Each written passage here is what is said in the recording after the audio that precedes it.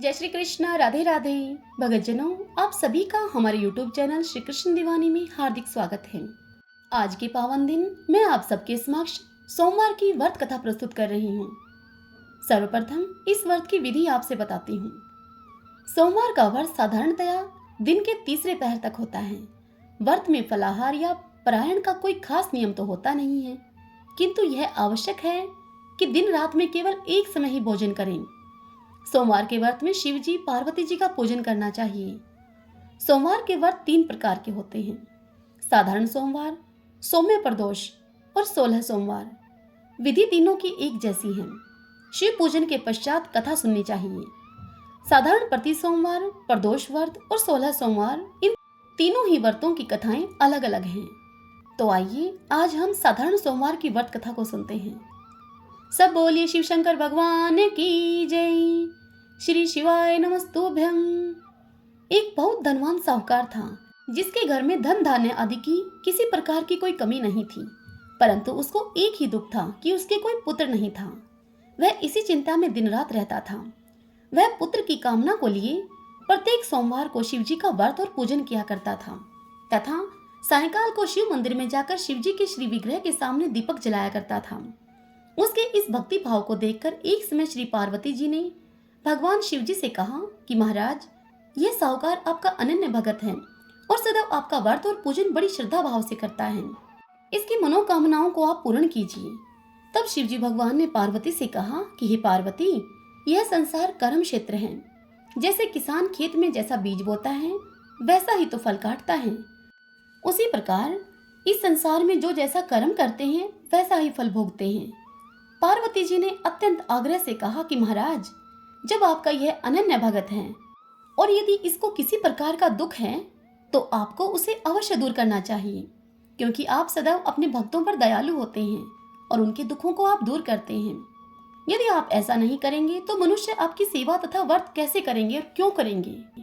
देवी पार्वती का यह आग्रह देखकर भगवान शिव उनसे कहने लगे कि हे पार्वती, इस साहूकार के कोई पुत्र नहीं है। इसी चिंता में यह अत्यधिक दुखी रहता है।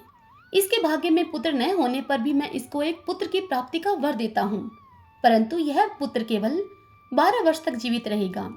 इसके पश्चात वह मृत्यु को प्राप्त हो जाएगा। इससे अधिक मैं इसके लिए और कुछ नहीं कर सकता।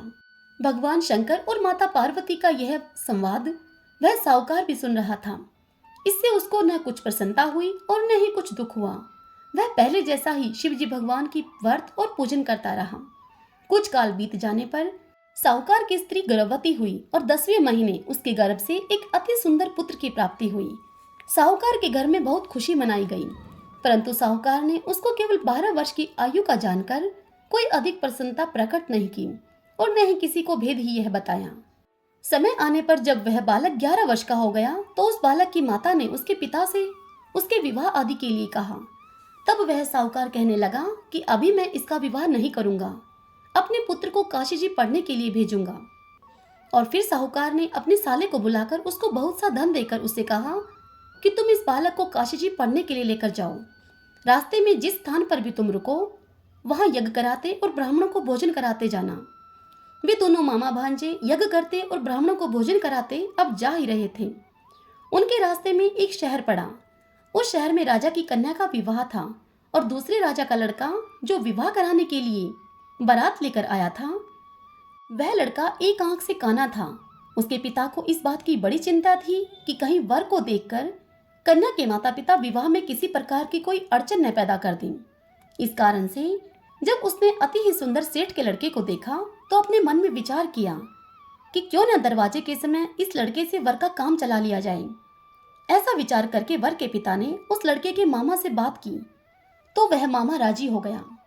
फिर उस लड़के को वर के कपड़े पहनाए और घोड़े पर चढ़ाकर कन्या के दरवाजे पर लेकर गए और सब कार्य प्रसन्नता पूर्वक से निमट गया। फिर वर के पिता ने सोचा कि यदि विवाह का कार्य भी इसी लड़के से करवा लिया जाए तो क्या बुराई है। ऐसा विचार करके लड़के और उसके मामा से उन्होंने कहा कि यदि आप फेरों का और कन्यादान का भी काम करा दें तो आपकी बड़ी कृपा होगी। इस कार्य के बदले में हम आपको बहुत अधिक धन देंगे। तब उन्होंने मामा भांजे ने इस बात को स्वीकार कर लिया और विवाह कार्य भी अच्छी तरह से संपन्न हो गया। अब सारा काम निमट जाने के बाद वह लड़का जाने लगा तो उसने अपनी पत्नी अर्थात उस शहर की राजकुमारी के चुंदड़ी के पल्ले पर यह लिख दिया कि तेरा विवाह तो मेरे साथ हुआ है, परंतु जिस राजकुमार के साथ तुमको भेजेंगे वह एक आंख से काना है और मैं काशी जी पढ़ने के लिए जा रहा हूँ। लड़के के जाने के पश्चात उस राजकुमारी ने जब अपनी चुंदड़ी पर यह लिखा हुआ पाया तो उसने राजकुमार के साथ जाने से मना कर दिया और कहा कि यह मेरा पति नहीं है, मेरा विवाह इसके साथ नहीं हुआ है, वह तो काशी जी पढ़ने के लिए गए हैं। राजकुमारी के माता पिता ने अपनी कन्या को विदा नहीं किया और बारात खाली हाथ वापस चली गई। उधर सेठ का लड़का और उसका मामा काशी जी पहुंच गए। वहां जाकर उन्होंने यज्ञ करना और लड़के ने पढ़ना शुरू कर दिया। जब लड़के की आयु 12 साल की हो गई उस दिन उन्होंने यज्ञ रच रखा था। तभी एकाएक लड़के ने अपने मामा से कहा कि मामा जी आज मेरी तबीयत कुछ ठीक नहीं है। तब उसके मामा ने कहा कि तुम अंदर जाकर सो जाओ। लड़का अंदर जाकर सो गया और थोड़ी देर में ही उसके प्राण पखेरु उड़ गए। जब उसके मामा ने अंदर आकर देखा तब उन्होंने देखा कि वह लड़का तो मुर्दा पड़ा है। यह देखकर उस लड़के के मामा को बड़ा ही दुख हुआ और उसने सोचा कि अगर मैं रोना पीटना अभी से मचा दूंगा तो यज्ञ का कार्य अधूरा ही रह जाएगा। अतः उसने जल्दी जल्दी से यज्ञ का कार्य समाप्त करके ब्राह्मणों के जाने के पश्चात रोना पीटना आरंभ कर दिया। संयोगवश भगवान शिव और माता पार्वती भी वहीं से जा रहे थे। जोर जोर से रोने की आवाज को सुनकर माता पार्वती भगवान शिव से कहने लगी कि महाराज कोई दुखिया रो रहा है, इसके कष्ट आप दूर कीजिए। तत्पश्चात भगवान शिव और माता पार्वती वहां पर आए और उन्होंने देखा कि वहां तो एक लड़का मुर्दा पड़ा था। तब पार्वती जी कहने लगी कि महाराज यह तो उसी सेठ का लड़का है जो आपके वरदान से पैदा हुआ था। तब शिव जी कहने लगे कि हे पार्वती इसकी आयु इतनी ही थी सो ये भोग चुका। तब पार्वती जी कहने लगी कि महाराज इस बालक को और आयु दो, नहीं तो इसके माता पिता तड़प तड़प कर मर जाएंगे। पार्वती जी के बार बार आग्रह करने पर भगवान शिव ने उसको जीवन दान दे दिया और शिवजी महाराज की कृपा से वह लड़का पुनः जीवित हो गया। शिव पार्वती जी कैलाश पर्वत पर चले गए। तब वह लड़का और मामा उसी प्रकार यज्ञ करते ब्राह्मणों को भोजन कराकर अपने घर की ओर चल पड़े। रास्ते में उसी शहर में आए जहां पर उस लड़के का विवाह हुआ था। वहां आकर उन्होंने यज्ञ का कार्य प्रारंभ कर दिया तो उस लड़के के ससुर ने उसको पहचान लिया और अपने महल में ले जाकर उसकी बड़ी ही खातिरदारी की। साथ ही बहुत सी दास दासियों के सहित आदरपूर्वक लड़की और जमाई को विदा किया। जब वह लड़का अपने शहर के निकट आया तो उसके मामा ने कहा कि मैं पहले तुम्हारे घर जाकर खबर करके आता हूँ।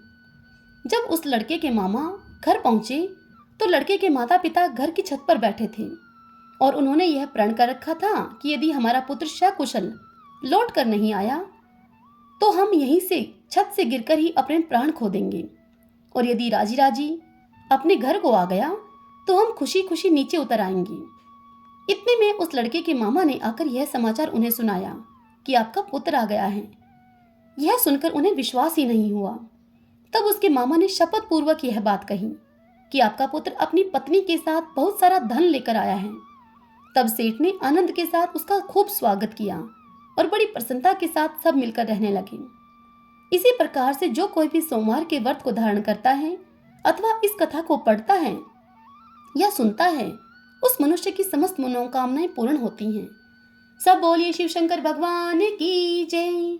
ओम नमः शिवाय।